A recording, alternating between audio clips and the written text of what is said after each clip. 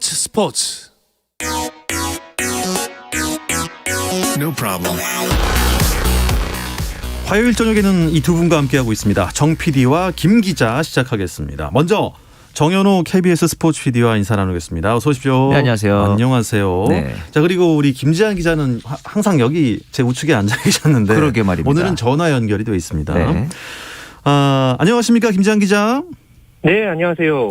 예, 그래도 목소리가 이렇게 들리니까 반갑네요. 네. 예. 네. 아까 방송 시작 직전까지 안 보이시길래 좀 걱정을 했는데 예, 네. 개인적인 또 사정이 있으시다고요? 네. 네, 좀 제가 회사 업무 때문에 지금 조금 외부 좀 촬영에 좀 나와 있어가지고 오늘 예. 출연이 좀 힘들게 됐었고요. 그러니까 네. 사실 제가 정 PD와 김 기자를 맡고서 이렇게 전화로 이렇게 연결을 해서 하는 건 또 처음이다 보니까요. 네. 살짝 조금 불안하긴 합니다만. 예. 네, 그래도 오늘 좀 그 현장에 있는 것 못지않게 티키타카를 잘 나누면서 좋습니다. 오늘 좀 코너를 잘 꾸려보고 싶습니다. 예, 네. 일단 김지한 기자와의 새해 인사는 전화로 먼저 나누고 악수는 다음 주에 하겠습니다.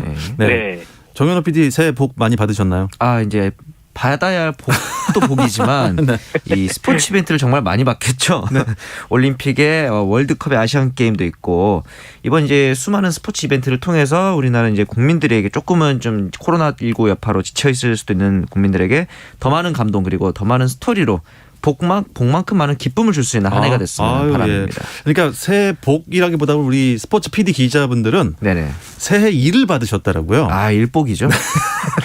네, 김지한 기자도 새해 인사 부탁드립니다. 네, 그러니까 정 PD님이 말씀하신 대로 정말 저희 같은 이제 스포츠 업계 종사자들 입장에서는 올 한 해가 아주 바쁜 한 해가 될 겁니다. 특히나 이 월드컵이 보통 한여름에 열리는데 올해 이 카타르 월드컵은 11월, 12월에 열리거든요. 맞습니다.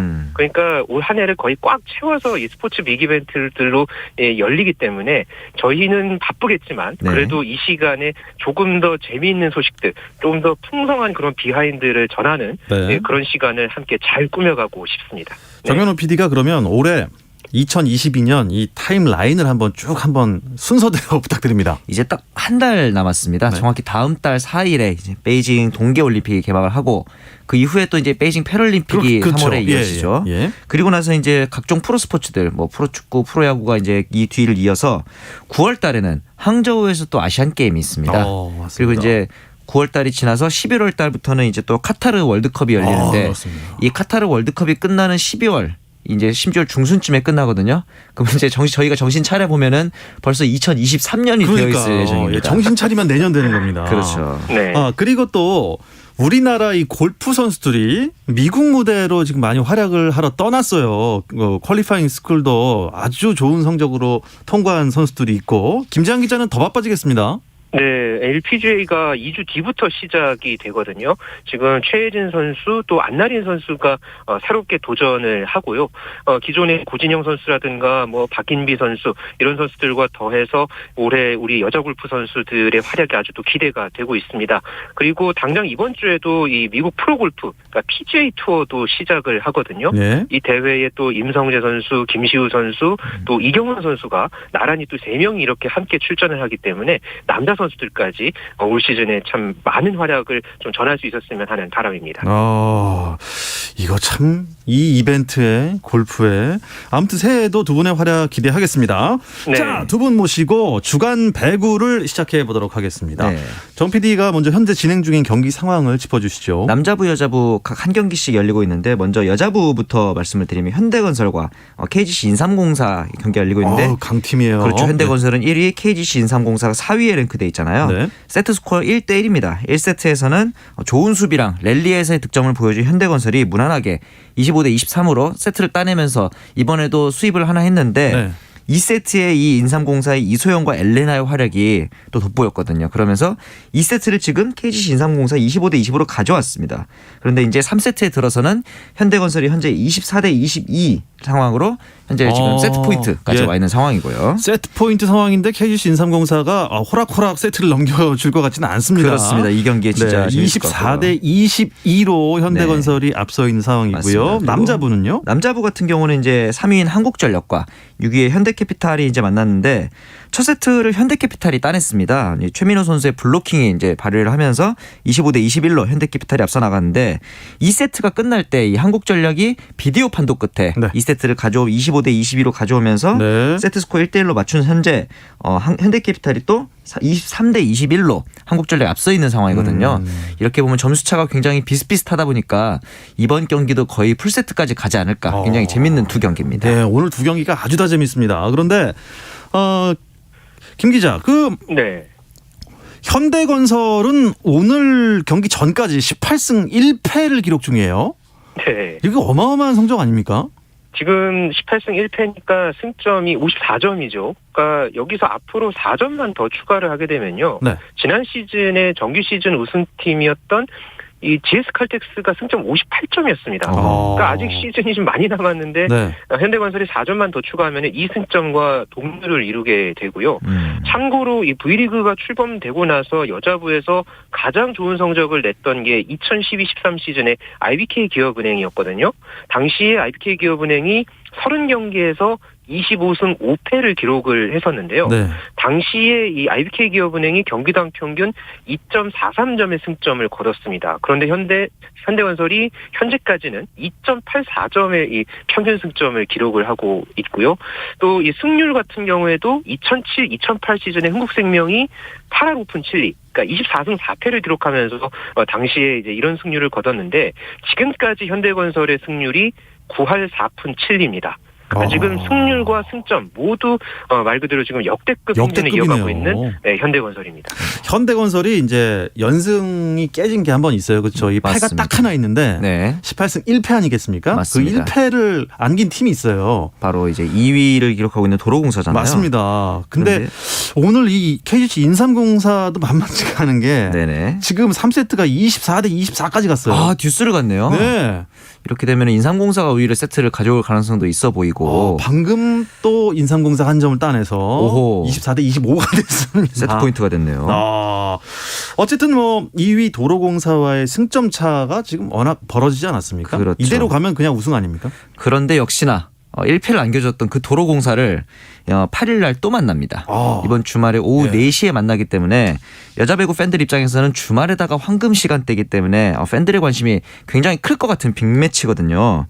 근데 제가 볼 때 이번 현대건설 같은 경우에는 작년에도 흥국생명이 굉장히 압도적인 페이스를 보였는데 오히려 포지션별 리베로라든가 세터진 이런 부분에 있어서의 경쟁력은 현대건설이 좀 굉장히 고르게 분포되는 느낌이 있어서 이렇게 되면 현대건설의 좀 상승세는 지속되지 않을까 좀 그런 생각도 들었습니다. 예, 그러면 그 뒤로 여자부 순위를 좀 알려주시죠. 현대건설이 압도적인 1위, 그 뒤를 도로공사가 잇고 GS칼텍스가 3위 승점 37점이고요. 네.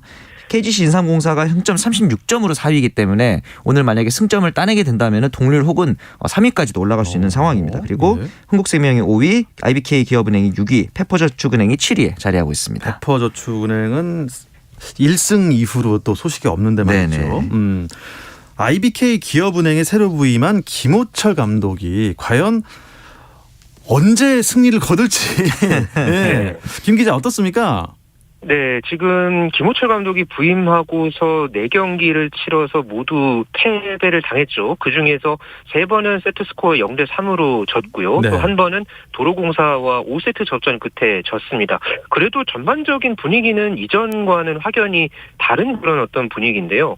김호철 감독도 예전 같았으면은 굉장히 호통을 치고 굉장히 좀 분위기를 엄하게 다룰 수도 있는데 선수들이 열심히 하려고 노력을 많이 하는 것 같다. 이렇게 또 감싸하는 모습도 눈에 띄었고요.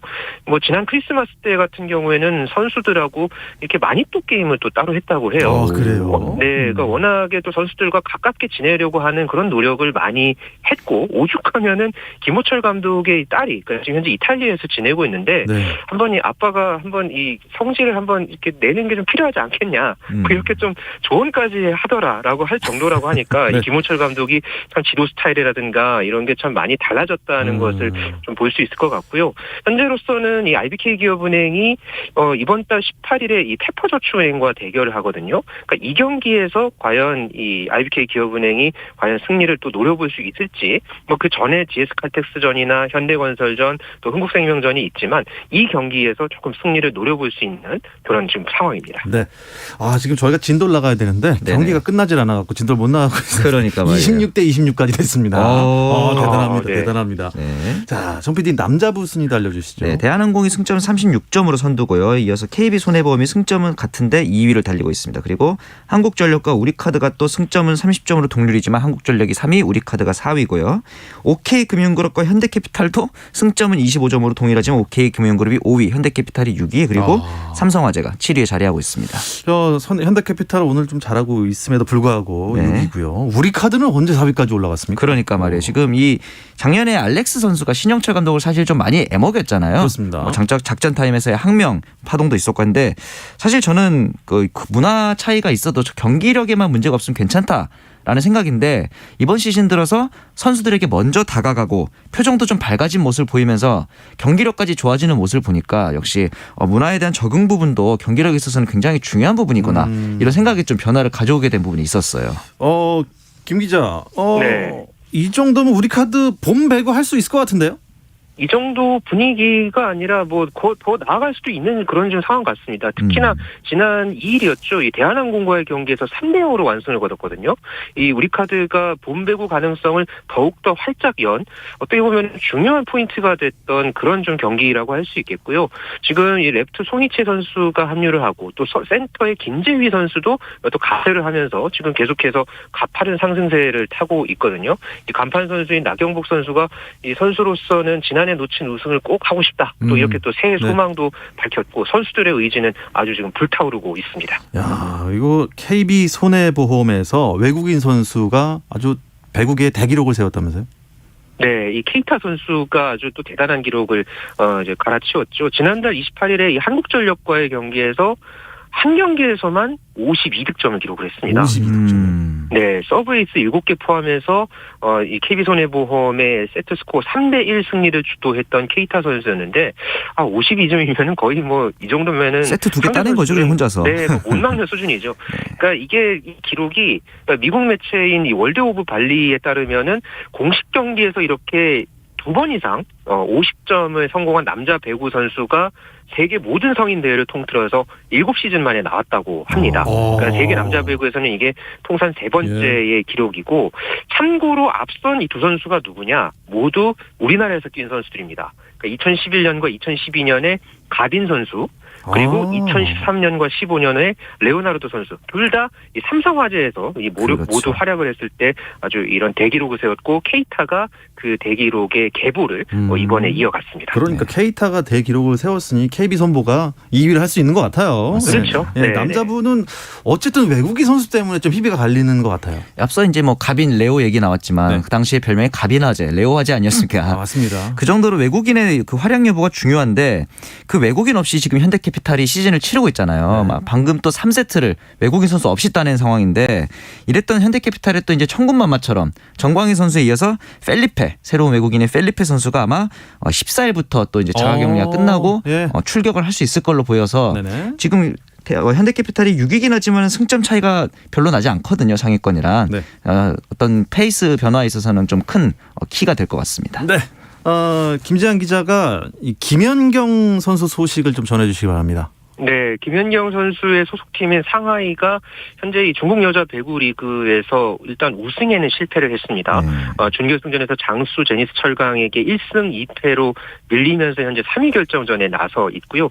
김연경 선수가 사실 준결승 2, 3차전에서는 결장을 했습니다. 하지만은 이 3위 결정전 1차전에서 서브에이스 1개 그리고 블로킹 2개를 포함해서 팀 내 최다인 21득점을 기록을 하면서 3대1 승리를 이끌었고요. 김연경 선수가 최근에 이 자신의 동영상 채널을 통해서 조금 이 통제된 상황에서 그러니까 호텔과 체육관만 오가는 그런 상황에서 좀 생활을 하고 있는 그런 고충을 털어놓기도 했었거든요. 네. 그러면서 주변 사람들, 뭐 가족들, 친지들, 뭐 팬들까지 모두 건강한 한 해가 됐으면 좋겠다.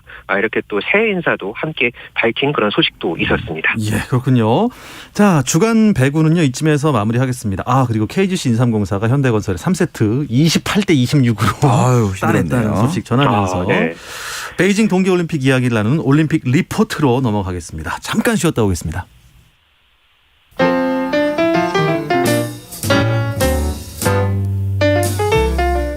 정 PD의 깊은 내공, 김 기자의 비하인드 스토리. 배구 이야기는 KBS 1라디오 스포츠에서 배구 선수 출신 해설위원 저 한유미도 듣습니다. 정 PD와 김 기자 많은 청취 부탁드립니다.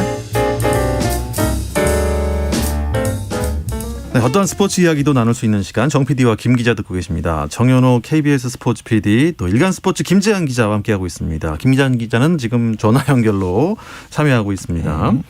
정 PD가 먼저 한 주간 올림픽 이슈부터 짚어주시죠. 네, 일단 오미크론 때문에 지금 베이징 동계올림픽에서 관중들을 축소 입장시킬 방안이 좀 급부상되고 있고 제가 오늘 가이드북을 공식 출장 가이드북을 받았는데 네네. 외국인은 절대 관중으로서 입장할 수 없다라는 그러니까 저희는 관중 구역에도 들어가면 안 되는 거예요. 방송단도. 이게 오피셜로 나왔고 네. 금메달도 도쿄 때처럼 직접 잡아서 거는 방식이 됩니다. 예. 그리고 이제 베이징을 빛낼 5인 선수가 선정됐는데 한유 유주루, 에일린 구, 미카엘라 시프린, 클로이 킴, 숀 화이트 이렇게 5명의 선수인데 미카엘라 시프린을 제외하고는 다 경연 종목이에요. 하프파이프, 뭐 프리스타일 스키. 점점 이제 경쟁보다는 경연 종목의 스타들이 많아지는 그런 네. 트렌드도 좀 볼 수 있었습니다. 그렇군요. 우리 정 PD는 언제 출국하십니까? 저는 이제 21일 출국이기 때문에 이제 정말로 카운트다운을 들어가고 며칠 안 있는. 남았습니다. 그렇습니다. 예. 자, 김 기자, 우리 대표팀 중에서 썰매 종목이 서서히 페이스를 끌어올리고 있다면서요. 네, 썰매 종목이 지난 평창 동계올림픽 때 새로운 우리나라의 이 희망 종목으로 떠올랐죠. 또 최근에도 베이징 동계올림픽을 앞두고서 썰매 종목에서 서서히 또 좋은 그런 어떤 소식들이 들려왔는데요. 가장 최근에 지난해 12월 31일이었죠. 이 정승기 선수가 라트비아 시굴다에서 열린 이 국제봅슬레이 스켈레톤 연맹 월드컵 6차 대회에서 동메달을 따냈습니다. 2019-2020 시즌에 월드컵 무대에 데뷔하고서 정승기 선수가 처음으로 이렇게 또 올림픽 그걸 앞두고서 이 월드컵 대회 메달을 따냈고요. 또 이 원윤종 선수 그때 그 평창 동계올림픽 때 4인승의 이 은메달을 땄을 때 파일럿 선수였죠.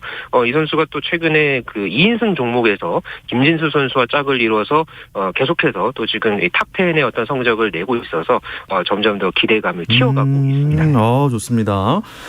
정승기 선수 준비된 메달리스트 맞습니까? 그렇죠. 왜냐하면 2차 월드컵에서부터 4위를 하고 있었거든요. 그러면서 이번에 메달을 따냈는데 현지에서 이제 이진희 코치한테 연락을 해봤더니 새해부터 너무 좋은 소식을 들려드려서 뿌듯하다면서 네.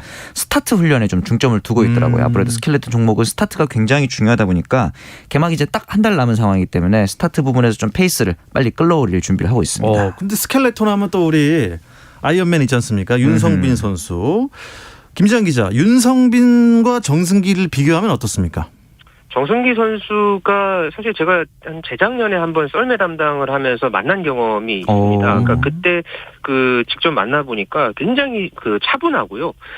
선수가 사실 처음에 이 스켈레톤을 탔을 때는 이런 청룡열차 같은 놀이기구를 안 무서워하는데 처음 썰매를 탔을 때는 굉장히 무서웠다고 하더라고요. 그럼에도 한 6년 정도 이렇게 차근차근 단계를 밟으면서 올라온 케이스라고 볼 수 있겠고요. 그러니까 윤성빈 선수가 예전에 뭐 농구 그 서전트 점프가 뭐 1m가 넘는 좀 타고난 어떤 그런 운동신경을 갖고서 이렇게 급성장을 한 것을 이제 본다면 네. 이 정승기 선수는 차근차근 단계를 밟으면서 올라온 그런 어떤 케이스라고 볼 수 있겠고요. 지금 워낙 스타트가 좋고 좀 계속해서 이런 국제대회 경험을 쌓고 있기 때문에 자신감을 많이 키웠거든요. 네. 윤성빈 선수도 나보다 승기가 더 잘 됐으면 좋겠다. 자신의 기술을 모든 걸 다 전수할 생각도 있다. 뭐 이렇게까지 얘기할 정도니까 이 정승기 선수의 이 상승세가 이 대표팀 내에서 아주 고무적인 그런 어떤 좀 분위기를 보이고 있습니다. 정승기 선수가 이제 월드컵에서 메달을 땄는데 라트비아에서 열렸군요. 맞습니다. 네, 라트비아 출신의 두쿠르스 형제. 네. 이 형제가 잘합니까? 그것도 그렇지만 역시 종주국에서 그러니까 개최국에서 이 프리미엄이 굉장히 큽니다. 지난 소치 올림픽에서도 러시아 출신의 이제 트레티아코프가 우승했고 평창 때는 윤성빈 선수가 우승했고 네. 이번 베이징 올림픽 때 역시 1순위 우승 후보가 중국의 정원창 선수예요. 그렇습니까? 워낙 자국에서 코스를 많이 타본 선수들이 예. 유리하기 때문에 이 네. 정원창이 또 2차 월드컵에서 우승을 하게 됐기 때문에 우리 입장에서는 이 가장 강력한 경쟁 후보가 되겠습니다. 이게 눈으로 만들어진 트랙을 네네. 엄청 빠르게 내려가는 종목인 건 다 알겠는데 네. 이 4년 전엔 다 알았거든요. 또 까먹죠. 봅슬레이, 스켈레톤, 네네. 루지 이게 다 썰매죠. 네, 맞습니다. 쉽게 말해서 봅슬레이는 다인승 썰매고 스켈레톤과 루지는 1인승 썰매거든요. 네. 그런데 머리가 앞에 있으면 스켈레톤, 다리가 앞에 있으면 루지입니다. 그래서 이제 소위 말해서 머리가 해골이 앞에 있으면은 그 스켈레톤 아니겠습니까? 그렇게 이제 저희가 외우거든요. 예. 그리고 참고로 무섭네요, 좀. 네. 이 외국에서도 봅슬레이랑 스켈레톤은 같은 연맹에 소속있고 예. 루지만 좀 다른 연맹에 소속돼 있어요. 연맹이 달라요. 예, 세계적으로도 마찬가지이기 때문에 네. 봅슬레이랑 스켈레톤 선수들은 지금 같은 훈련을 하고 있기 때문에 이 부분도 조금 특이한 점 중에 하나입니다. 김지현 기자, 어떻게 코스는 어떻게 같은 곳을 타나요? 네, 같은 곳에서 경기를 합니다. 옌칭 슬라이딩 센터라는 곳에서 이 썰매 종목이 모두 열리고요. 이 슬라이딩 센터의 이 재원을 조금 제가 정리해드리면 총 길이가 1975m입니다. 그러니까 평창 슬라이딩 센터가 2018m였거든요. 조금 이 베이징의 옌칭 슬라이딩 센터가 다소 짧고요. 경기 길이도 한 1615m 정도 됩니다. 이게 2020년 말에 완공이 된 신설 경기장이고 이 커브가 16개입니다. 좀 여러 그 세계에 있는 여러 그런 코스들을 서로 붙인 그런 어떤 느낌이 강한 것으로 알려져 있고요. 아무래도 아까 정현우 PD가 이야기한 대로 상대적으로 이 훈련을 많이 할 수밖에 없는 이 중국 선수들에게 상대적으로 유리하다는 그런 평가가 많습니다. 그 트랙을 타본 선수들 그 트랙 타보니까 어떻다고 하던가요? 네, 윤성빈 선수가 작년 10월에 이 국제훈련과 모의대회를 소화하면서 처음 경험을 해봤거든요. 그러니까 이 360도 회전 구간, 그러니까 크라이스힐이라는 구간이 있습니다. 그 구간이 다른 트랙에 비해서는 조금 이 난도가 낮은 느낌이었고, 그렇게 전반적인 어떤 코스는 길고 커브가 좀 크기는 하지만 난도가 그렇게 높지는 않았다. 이렇게 그 윤성빈 선수가 얘기를 했고요. 원윤종 선수도 그렇게 이 크라이슬 구간이 어렵지는 않았다. 다만 이 얼음 상태 등의 당시의 어떤 그 환경이 변수가 있기 때문에 이제 그때 가서 또 차근차근 잘 준비하겠다는 또 그런 어떤 멘트도 있었습니다. 난이도가 좀 낮으면은 속도는 더 빨라질 수 있겠네요. 그렇죠. 그렇죠. 네. 어쨌든 이 봅슬레이, 스켈레톤, 루지 다 출전권이 있어야 나갈 수 있는 거잖아요. 그렇죠. 1차부터 8차까지 월드컵을 종료하고 그 성적에 따라서 최대 상위국에게는 3장 또는 2장, 1장 이렇게 나오기 때문에 우리나라 같은 경우는 봅슬레이 2인승, 4인승에서는 2장 그리고 스켈레톤에서는 3장을 확보하는 것을 목표로 하고 있고요. 예. 신설된 모노봅 여자 1인승 봅슬레이도 있거든요. 여기서도 1장을 따내는 것이 우리 목표입니다. 예. 금메달리스트 윤성빈도 있고 신예 정승기도 있는데 스켈레톤에서 메달 가능성 어떻게 보십니까, 김 기자? 네, 아무래도 정승기 선수, 윤성빈 선수 모두 컨디션이 올라오고 있거든요. 현재 시즌 랭킹에서는 정승기 선수가 10위, 그리고 윤성빈 선수가 13위에 있지만은 결국은 중국 선수들 빼고는 경기 당일에는 모든 선수들이 같은 조건에서 경기를 한다고 보면 됩니다. 그러니까 현장에서의 그런 어떤 여러 가지 변수들, 날씨라든가 트랙 상태라든가 이런 것에 얼마만큼 선수들이 잘 부닥치느냐가 관건이 될 것 같고요. 그래도 지금 봅슬레이 팀도 상승세고 우리 선수들이 전반적으로 경기 컨디션을 계속해서 더 끌어올린다면은 충분히 평창 때의 어떤 이 영광을 재현할 수 있을 거라고 저는 조금 감히 전망을 해봅니다. 정현우 PD는 어떻게 전망하세요? 사실 윤성빈 선수가 그전까지 페이스가 그렇게 잘 올라오진 않는 편이었거든요. 하지만 이제 한 달 남은 상황에서 아까 말씀드렸던 것처럼 스타트 부분에서 좀 더 페이스를 끌어올린다면 그 부분이 워낙 강점이 있기 때문에 정승기 선수도 그 부분에 강점이 있으니까 스타트 부분만 좀 보완한다면은 경쟁력 있지 않을까라는 기대를 해봅니다. 네. 정 PD가 마지막으로 썰매 종목은 이렇게 봐야 더 재밌다. 짧게 한마디 부탁드립니다. 이 코스가 이제 코너링이 많잖아요. 그래서 썰매가 많이 뜨냐 안 뜨냐를 보시면 재밌습니다. 뜨냐 안 뜨냐. 네, 쫙 깔려서 가는 코너링이 좋은 선수들한테 좋은 성적이 나올 것 같다는 기대가 듭니다. 이 이야기를 끝으로 이번 주 정 PD와 김 기자는 여기서 마치겠습니다. 김지한 기자, 다음 주에는 스튜디오에서 만날 수 있는 거죠? 네, 스튜디오에서 다음 주에는 새해 인사를 다시 드리겠습니다. 오늘 고맙습니다. 감사합니다. 네, 정현호 KBS 스포츠 PD 고맙습니다. 감사합니다. 네, 내일도 저녁 8시 30분에 다시 돌아옵니다. 박태원의 스포츠.